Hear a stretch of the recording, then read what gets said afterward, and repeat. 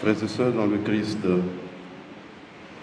dans l'évangile du dimanche dernier, nous avions laissé Jésus à Jéricho. Nous l'avons laissé avec le sympathique aveugle mendiant appelé Bartimée. Et depuis, Jésus est entré triomphalement à Jérusalem. Le lendemain même, nous dit saint Marc, Jésus est entré dans le temple pour chasser ceux qui le détournaient de son rôle de prière pour toutes les nations. Le surlendemain, Jésus revient à Jérusalem et dans la parabole en acte du figuier desséché, il dit que le Fils est venu chercher des fruits et qu'il ne les a pas trouvés. Le temple, comme ce figuier, va être détruit. Frères et sœurs dans le Christ, nous sommes bien dans les dernières semaines de Jésus. L'affrontement avec les autorités de son temps est à son comble. Selon l'évangéliste Marc, c'est dans le temple de Jérusalem, en plein public, sur cette vaste esplanade sacrée qui forme une sorte de place publique entourée de colonnades où se réunissent les foules, que Jésus discute, est attaqué ou lui-même attaque. Des controverses violentes s'élèvent. Le ton monte entre Jésus et les chefs officiels qu'il provoque. Les sujets les plus brûlants sont abordés.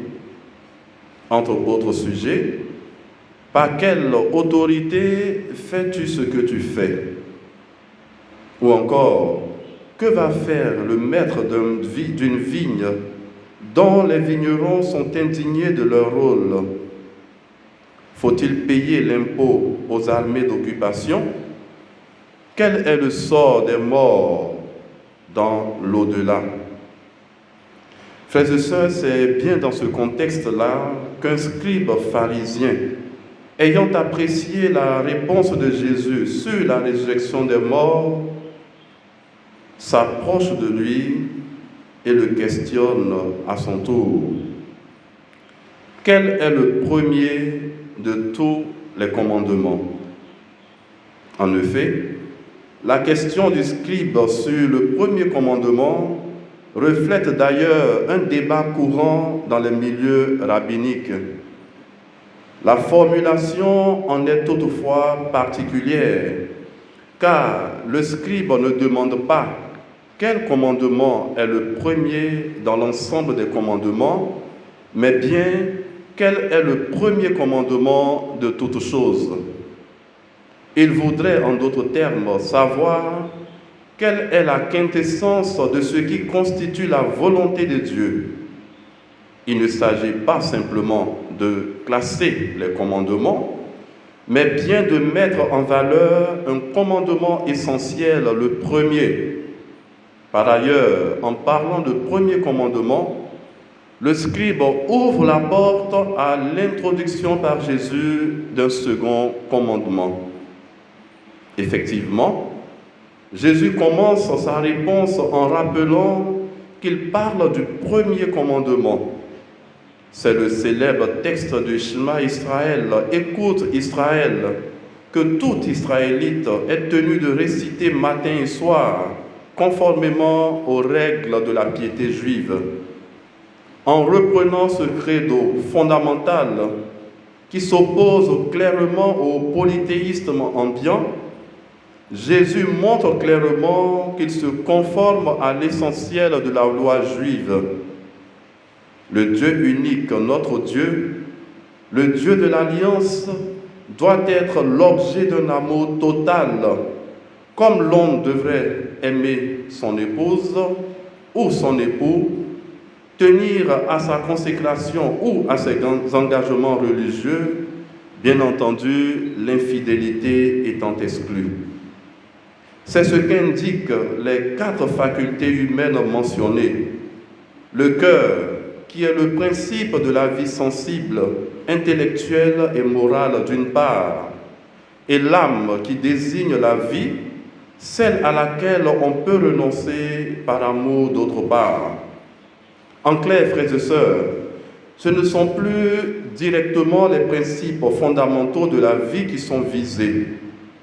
L'intelligence et la force renvoient plutôt aux énergies rationnelles et psychologiques. Bref, l'amour de Dieu inclut non seulement les principes vitaux, mais toutes les énergies intimes de la vie de l'homme. Mais la réponse de Jésus aux scribes ne s'arrête pas là. Comme le faisait pressentir son insistance sur le fait qu'il s'agit du premier commandement, un second mérite d'être mentionné. Voici le second, dit-il au scribe, et qui lui est semblable. Tu aimeras ton prochain comme toi-même. Le prochain, comme Jésus l'énonce, doit être aimé comme soi-même, c'est-à-dire qu'on agira dans son intérêt et pour son bien, de la même manière qu'on est soucieux de son propre bien. Comme si on voulait dire que charité bien ordonnée commence par l'autre et non par soi-même. Contre-pied de la célèbre formule du philanthrope Saint-Simonien et homme d'affaires lyonnais François Barthélemy Arlès Dufour, qui dit « Charité bien ordonnée commence par soi-même ». Et si, dans la dynamique qui est la nôtre aujourd'hui, nous commencions par dire « Charité bien ordonnée commence par l'autre ». Les 2 commandements, frères et sœurs, de l'amour et de Dieu et du prochain sont présentés ensemble comme les plus grands par Jésus.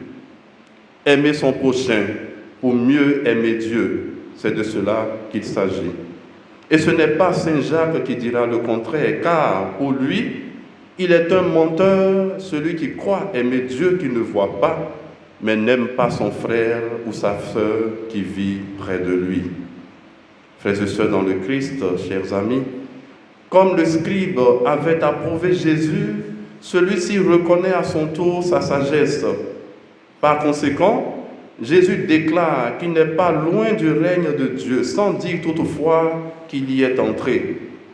Ce qui joue en faveur de la reconnaissance d'une telle proximité à l'égard du règne de Dieu, c'est le fait que le scribe a relié l'amour du Dieu unique à l'amour du prochain et affirmé leur prévalence sur le culte du temple symbolisé par les sacrifices et les holocaustes. Il reste malgré tout une petite réserve. Si cette prévalence de l'amour sur le culte du temple rend proche du règne de Dieu, il n'est pas dit que la préséance donnée au double commandement d'amour y fait entrer. Serait-ce parce que la théorie ne suffit pas, s'il manque la pratique, ou parce que l'obéissance à la loi ne peut à elle seule donner le salut, ou parce que toute conversion entamée doit trouver son aboutissement dans le fait de devenir disciple ou même dans la foi. Tout compte fait, Dieu demande que l'homme l'aime de tout son cœur, le mot cœur englobant toute la vie intérieure, intellectuelle et affective, de toute son âme, c'est-à-dire de tout le déploiement de sa vie et de ses possibilités, de toute sa pensée et de toute sa force, c'est-à-dire toutes ses ressources, y compris ses richesses matérielles, de telle sorte que ces dernières ne prennent pas le dessus sur sa relation avec lui. L'extrait du livre du Deutéronome, entendu en première lecture, nous apprend que aimer le Seigneur, c'est conserver ses commandements dans son cœur et les mettre en pratique. Et c'est cela que traduit la formule « Écoute Israël, le Seigneur ton Dieu est le seul ».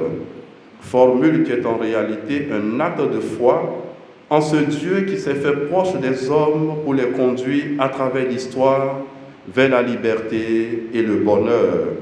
Liberté et bonheur acquis par le sacrifice du Christ l'unique et vrai prêtre qui nous entraîne tous à sa suite, par lui, avec lui et en lui, vers Dieu notre Père.